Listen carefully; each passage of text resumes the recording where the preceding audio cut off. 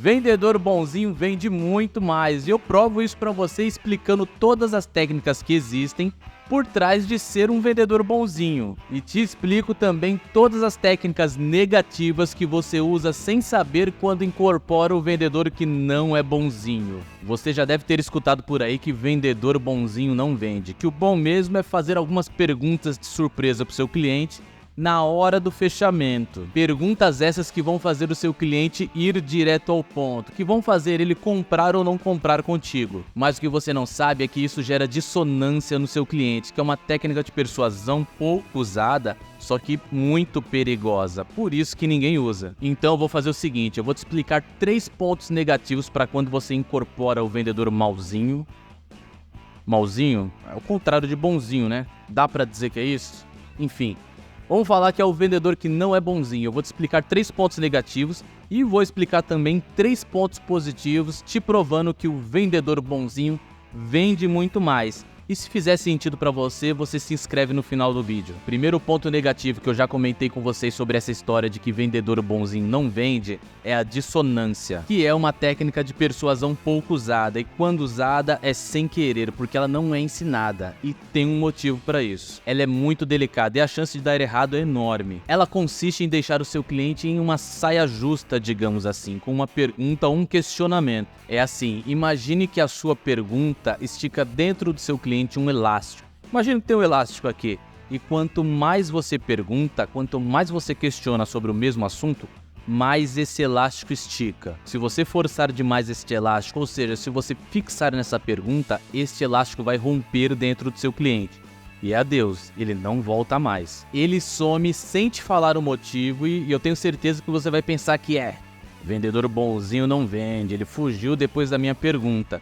E você nem tem noção que foi a dissonância que deixou seu cliente mal com essa pergunta forçada sua. Imagine essa pergunta, por exemplo. Senhor cliente, além de você, existe mais alguém que possa tomar a decisão sobre essa compra? Primeiro que esse tipo de pergunta não deve ser feita no fechamento, e sim na construção da solução ideal para o seu cliente, lá no começo, lá na investigação. Mas quando você esquece e acaba fazendo isso bem no momento do fechamento, ela se torna uma dissonância, você está forçando algo dentro do seu cliente, algo que o incomoda. E o seu cliente pode pensar assim, poxa, bem no fechamento, por que ele está me fazendo essa pergunta? Será que ele acha que eu não tenho capacidade de fechar esse negócio?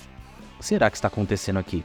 E pode ter certeza que ele vai pensar isso e vai ficar muito incomodado com a sua pergunta. Lembra do elástico? É exatamente isso, ele está esticando nesse momento. Essa pergunta mexeu com a dissonância dele.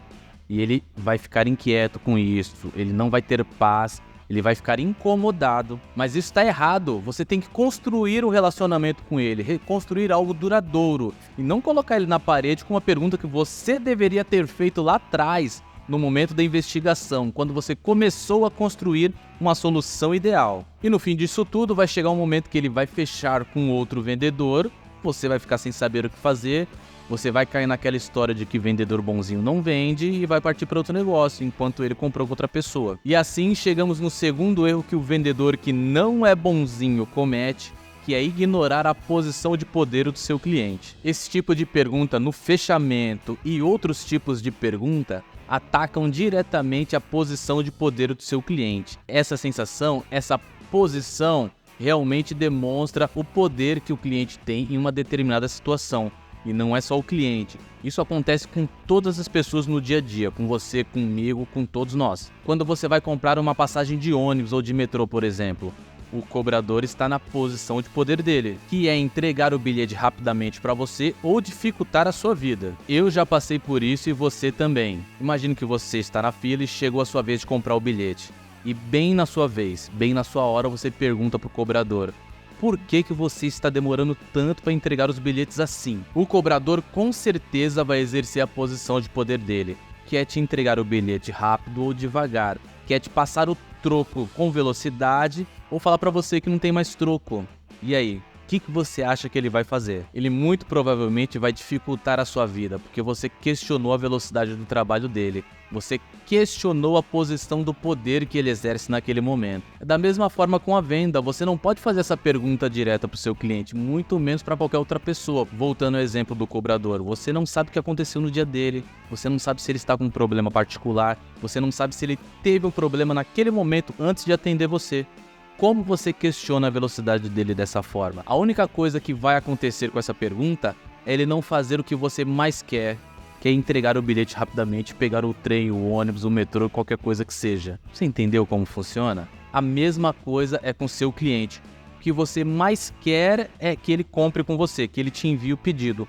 Por que você vai colocar ele na parede, sendo que não é o momento para fazer esse tipo de pergunta? Deveria ter sido feito lá atrás, como eu falei na dissonância. Com esse tipo de pergunta, você acaba colocando em prova a posição de poder do seu cliente. Isso não é bom, cai como uma bomba nos ouvidos do seu cliente. E isso nos leva ao terceiro e mais grave erro que os vendedores não bonzinhos fazem, que é não investigar corretamente o cliente, não fazer a construção da solução ideal e trabalhar no achismo. Porque perguntar para o seu cliente se existe mais alguém que está tomando a decisão junto com ele, enviar e-mail dando ultimato perguntando se ele vai comprar ou não, ou pedir uma nota para saber a temperatura daquela negociação, tem que ser feito quando você está construindo um relacionamento com seu cliente, entregando uma solução ideal para ele. São perguntas que não devem ser feitas no fechamento. Esses pontos têm que ser investigados na construção da solução ideal para o seu cliente, que é aquele momento que você quer descobrir qual produto soluciona o problema dele, que é quando você descobre qual é a dor do seu cliente, expande essa dor, descobre quem pode ser afetado caso ele não resolva este problema e traz urgência para a negociação, que ele precisa comprar isso o mais rápido possível. É muito melhor, por exemplo, do que fazer uma pergunta de temperatura se a negociação vai fechar ou não. Concorda? E é nessa hora que você também pergunta para o seu cliente quem mais vai ajudá-lo a tomar a decisão sobre a compra do produto. Viu a diferença? Muito melhor do que colocar ele na parede perguntando se existe mais alguém que vai tomar essa decisão por ele, sem atacar a dissonância e sem mexer com a posição de poder do seu cliente. A construção da solução ideal é a hora perfeita para você fazer esse tipo de perguntas e muitas outras. O fechamento serve apenas para você resolver alguns detalhes que ficaram para trás, coisa pequena mesmo. Agora, se você fizer as perguntas na hora errada, com certeza você não vai vender nada para ele.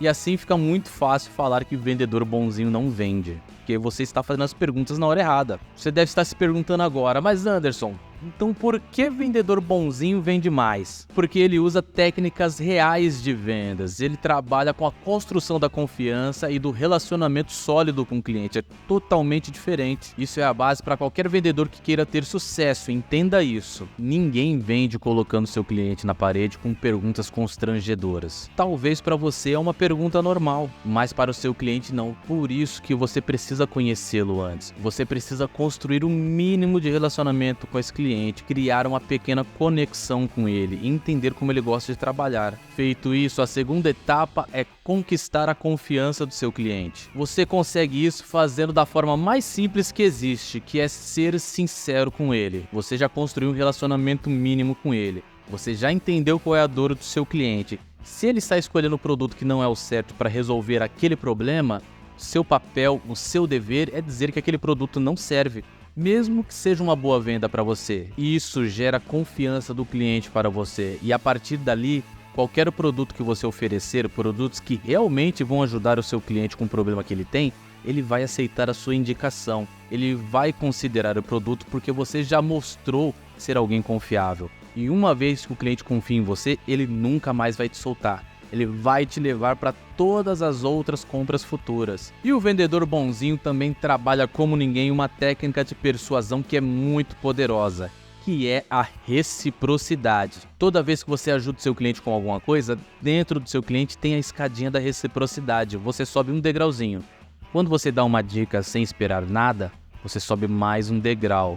Quando você perde uma negociação para ele, diz que entende, está tudo bem, que o cliente pode contar com você nas próximas negociações, você sobe mais um degrau dentro do seu cliente. Isso vai chegar um momento que vai ficar incontrolável dentro dele. a reciprocidade vai ser tão forte que ele vai querer retribuir para você de alguma forma, ele vai querer fechar alguma negociação. E ele só precisa fechar uma venda com você. A partir daí ele vai entender que você é um ótimo vendedor, que você está sempre disponível para ajudá-lo e toda vez ele vai te considerar como principal fornecedor. A jornada foi longa até aqui, mas a partir daqui, meu irmão, você vai vender muito para esse cliente. E isso faz parte da natureza humana, faz parte da nossa natureza. Algumas pessoas resistem mais à reciprocidade, outras menos.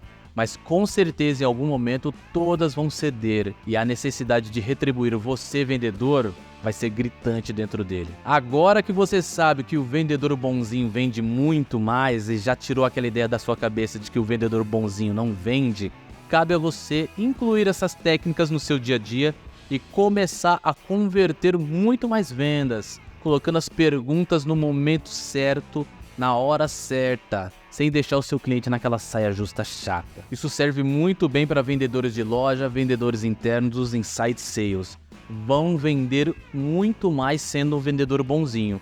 E o vendedor externo também vai depender muito da construção da solução ideal, quando for encaixar as perguntas na hora certa. Agora, meu irmão, ficou faltando só a sua inscrição. Para desenvolver o seu lado bom da força, vou deixar 2 vídeos aqui para você. Um sobre ser um vendedor de sucesso e o outro sobre técnicas de persuasão.